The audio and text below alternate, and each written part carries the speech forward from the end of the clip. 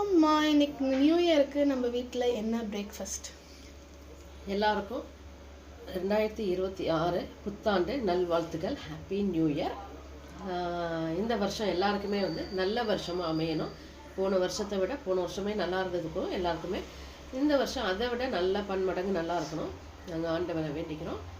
இன்றைக்கி ஸ்வீட்டோடு ஆரம்பிப்போம். ஃபஸ்ட்டு என்னடா ஸ்வீட்டோடு ஆரம்பிக்கிறோமேன்னு சொல்லிட்டு பணியாரத்தை காட்டுறீங்க. இது கருப்பட்டி பணியாரம்.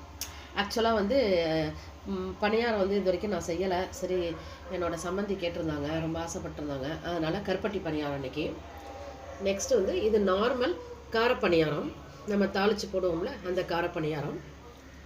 போண்டா பண்ணிட்டேன். வடை எப்போவுமே வடை போடுவேன். இது ஒயிட் சுகர் போட்டு வெள்ளை பணியாரம். இது எங்கள் குட்டி மாவுக்காக பண்ணது. அதுக்கப்புறம் போண்டாவுக்கும் காரப்பணியாரத்துக்கும் கார சட்னி செஞ்சால் நல்லாயிருக்கும். பட் நாங்கள் சர்ச் போயிட்டு வரத்துக்கு லேட்டாக எழுந்தோம். அதனால் அதுக்கு டைம் இல்லை. அதனால் தேங்காய் சட்னி, அப்புறம் மத்தியானம் டிஷ் வேறு இருக்குது, அதனால் லேட்டாகிடும். அதனால் இன்றைக்கி தேங்காய் சட்னி அரைச்சாச்சு.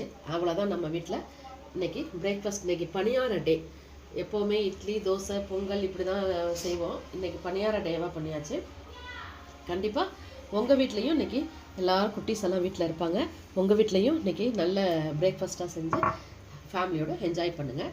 Happy once more happy New Year. Bye. மத்தியானம் பார்ப்போம்.